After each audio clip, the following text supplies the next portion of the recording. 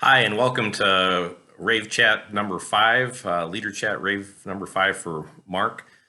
We enter into chapter 4 this week, and this is one of the two continuous teaching sections in the Gospel of Mark. Most of Mark sort of unfolds as a continuing narrative. Jesus keeps doing things, and most of his speaking and teachings are pretty brief. This is one of the sections that's a little bit larger than that, and so the study guide correctly focuses us on parables. Parables are something that we need to understand as we sort of walk through this, and this will be really one of the gifts that you can give to your group this week. The definition of the parable at the very beginning of the study guide is pretty good. Another good working definition is something placed alongside of something else for the purpose of clarification. Now, parables come with sort of an invitation and maybe a little bit of a trap. We oftentimes think every parable is the same, and we tend to kind of look at them as codes, and if we break the code, then we'll understand it. But at a deeper level, parables really sort of talk about common things that people would be aware of or have understanding about.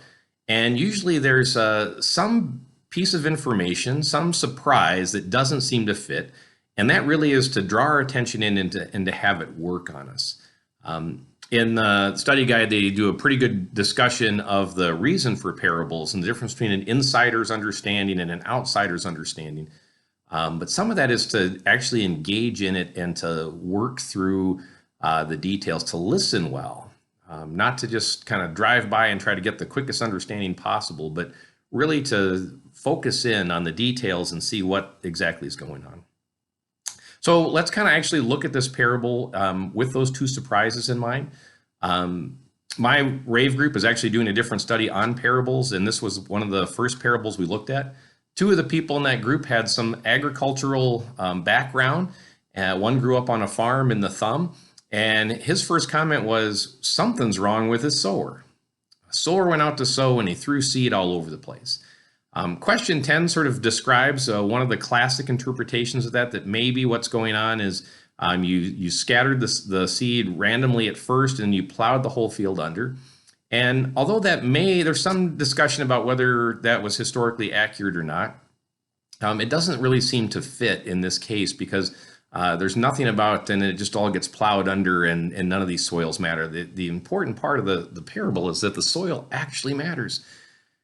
And so that brings us back to that question of, so what does it mean that a sower went out to sow and he threw his seed all over the place? On one hand, it looks crazy reckless. But there's a popular Christian song right now called The Reckless Love of God.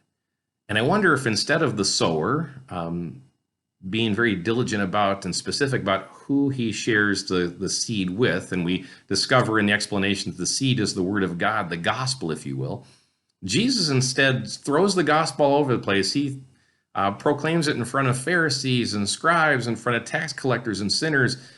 There's wide array. This is really a depiction of the lavish love of God as the sower scatters seed all over the place. Well, that brings us to the second surprise. The second surprise is if you really only are going to have about a quarter of the seed or a quarter of the soils produce, what's really surprising is that the parable ends with, and then it produced crops 30-fold, 60-fold, and 100-fold. We're not very agricultural, but that's an astounding return on a couple seeds, and on seeds that only a quarter of them actually took root. And so it really is another thing for us to ponder and to think through. And really what I think it's being said is that God is going to grow his kingdom. His kingdom is going to flourish even when we can't see it and we don't see it, even when it doesn't make sense. And God's going to continue to do that. So you've got a surprise at the beginning and a surprise at the end, and then that brings us back to the center of, well, what do we do with this? Well, we are not the sower, so we aren't the ones uniquely responsible for sowing the seed. We can share the good news, but in the context of the parable, that's not our primary job. And we actually can't make the seed grow even when we do share it. We can't cause faith in somebody else. But knowing that God has God's part, the question becomes, what's our part? How do we participate in this? And we really have 4 different soils that are represented there. And I really want to encourage you to walk through with your group, not only what the 4 soils are, but what they might look like in real world context. Just briefly, the second soil, the one that fell on just with a thin layer of soil, and it shot up quickly, and then when the heat of the day came, it fell away. That really is probably a good depiction of someone who sort of gives a cursory hearing to the gospel, likes the sound of it, says, I'm all in. And then the moment they hit a challenging spot, a moment that life doesn't go as expected, the moment that the gospel doesn't fit their expectation, their understanding, maybe the gospel that they want, they fall away. And it's because they have no root. I think there's great discussion and great importance in walking through what each soil looks like before we even get to that question about, which soil are we?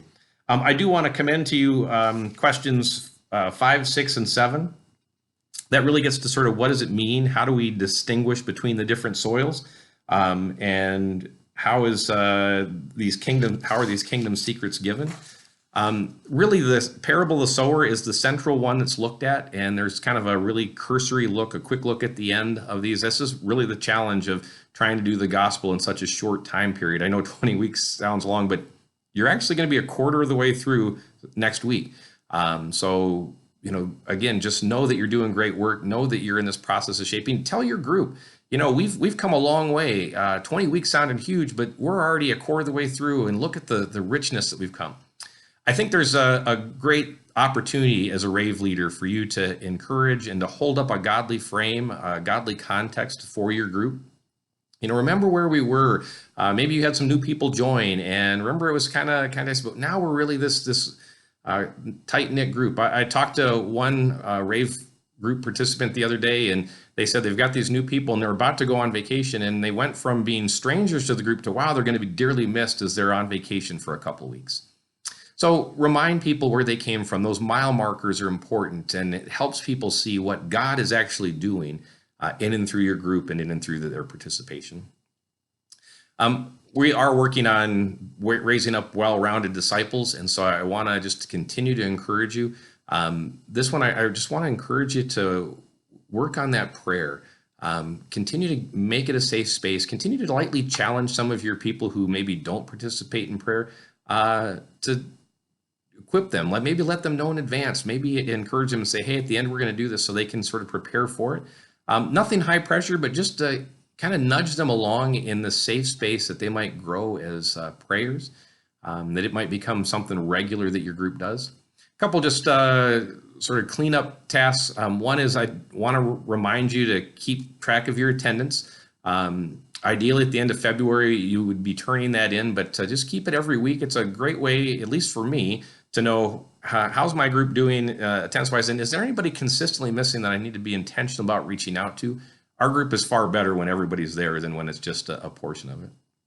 And last is we do ask our participants to give $5 for the cost of the RAVE book.